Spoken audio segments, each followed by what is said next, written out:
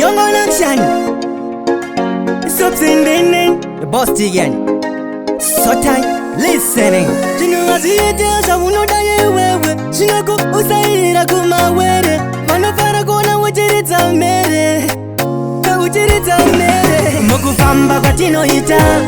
Tinosangana nezvinhu zvakawanda. Zvimwe zvacho zvichatipinza mumatambudziko. Mukufamba kwatinoita tinosangana nezvinhu zvakawanda. Zvimwe zvacho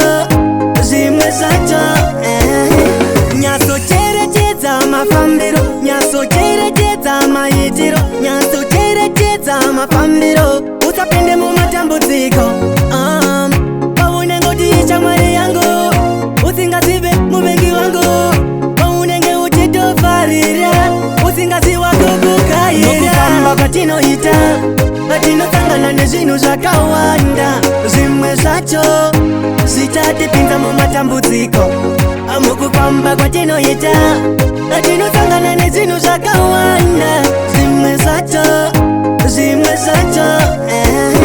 zvinhu hazviite zvaunoda iwewe, zvinokusairira kumawere. Vanofara kuona uchiridza mere, uchiridza mere. Saka iwe ngwarira munzira, ndati iwe yaunofambira, paripo ndati iwe vakakugarira. Mukufamba kwatinoita tinosangana nezvinhu zvakawanda. Zvimwe zvacho zvichatipinza mumatambudziko. Mukufamba kwatinoita tinosangana nezvinhu zvakawanda. Zvimwe zvacho nyasocherechedza mafambiro, nyasocherechedza maitiro, nyasocherechedza mafambiro.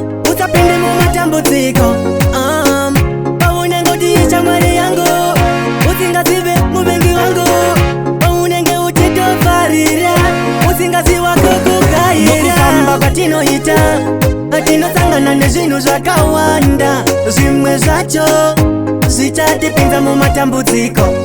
Mukufamba kwatinoita tinosangana nezvinhu zvakawanda. Zvimwe zvacho